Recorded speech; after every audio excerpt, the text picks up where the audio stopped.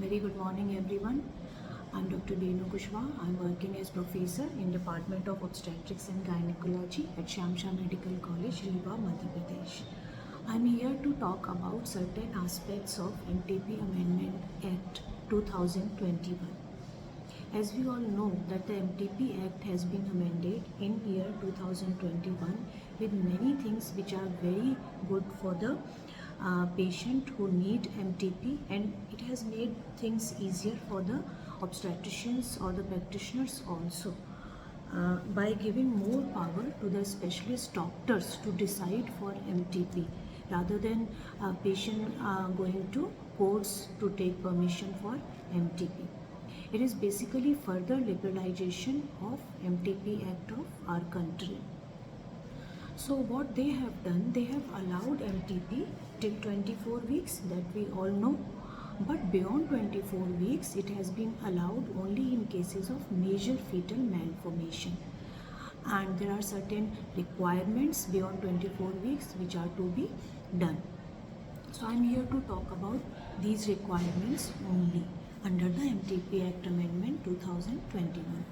So what this act says, it says that MTP can be performed beyond 24 weeks if a board which is consisting of certain number of doctors from different specialities who agree that okay, this fetus has major malformations and there are very rare possibility or no possibility of leading a normal life after the baby is born. So under those conditions only MTP can be performed beyond 24 weeks.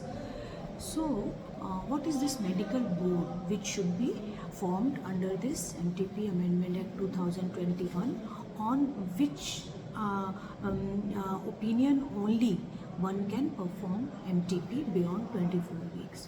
So MTP board basically is a board which is a group of members, at least from the specialty of obstetrics and gynecology, pediatrics and radiology.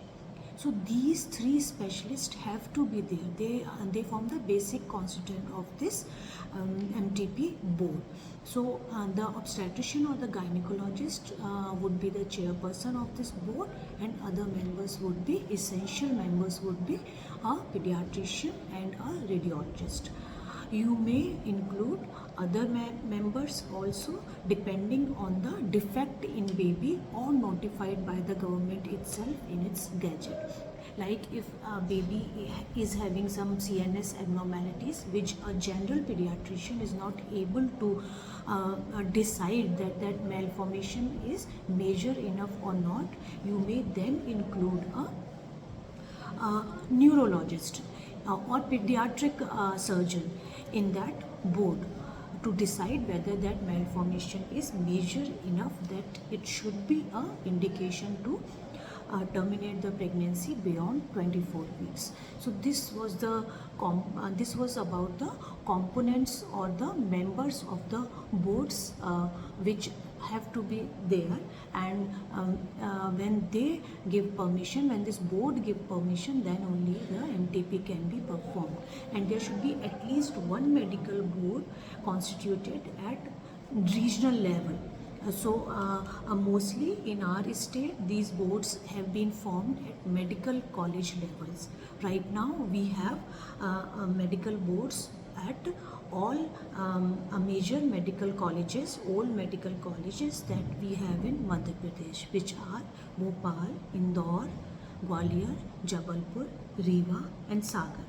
These all essentially have medical boards, and if you are working in a region where you do not have a medical board, you can refer your patient to these medical colleges after informing the obstetrician or the head of the department of that obstetrics and gynecology department of that medical college personally on phone, because patient may get lost if you send her only by saying that okay, you go to this medical college, this particular medical college, she may get lost. So to expedite the things, you should talk to the concerned person from that department also where you are referring this patient for MTP. So first thing is that every obstetrician should know where she or he should refer a patient, where the medical board is set for their region. Right? If you are in a medical college, which I mentioned, then there is no problem. But if you are working in other hospitals, you are supposed to send the patient to these medical boards for taking permission for MTP beyond 24 weeks. So now about the documentation, when the how the medical board gives its opinion. So first of all, the person to whom the patient has come, he has to, if he or she is in the medical college or in a hospital where medical board is already there, they only need to inform the medical board and need to tell the patient to report to that medical board. But if a medical board is not there in your region, then you need to find out that nearest in which nearest facility there is a medical board already formed where you should refer the patient to. So after referring the patient and informing the medical board in writing, so once the medical board has been informed that so and so patient wants MTP for an indication of major fetal malformation, which has been found out like generally by USG, is being sent to you for further formalities. So once this intimation has been done, once the medical board has been informed that they need to sit down and give opinion regarding a particular patient, then they need to do it within 3 working days of such information, right, as per MTP Act Amendment 2021. So within 3 days, medical board should opine that whether the MTP can be done or cannot be done, because the pregnancy here is beyond 24 weeks, termination of pregnancy may be injurious to the pregnant lady, or the malformation is not major enough, or it is major enough. These all things has to be seen by the medical board, and then the opinion to be given by the medical board anonymously. Right. So once the medical board has been informed, they have to sit down within 3 weeks and they need to give their opinion. Then how do they give their opinion in writing? They give it in this Form D. This is a new form which has been introduced in MTP Act Amendment 2021. So this Form D basically has certain headings. First of all, it has here you have to mention about the details of the lady, the name, registration number, case number, and all the available investigations. Because if you are giving opinion of termination beyond 24 weeks, you need to get a proper medical fitness done for that lady, because she may land up in surgery anytime. Right? If the induction with medical method or non-surgical method fails, she may land up in surgery anytime. So you need to take a proper medical fitness before you give opinion regarding the termination. So all investigations are to be entered in this Form D, and also the opinion about the medical fitness for the termination is there or not. Then the board members need to give their opinion by only saying whether it is allowed or not allowed, and if allowed, then the justification for the decision also, like this is a major abnormality which is incompatible with life, or the baby will not be able to lead a normal life, it will be highly different from a normal life or disabled life even if he is born alive.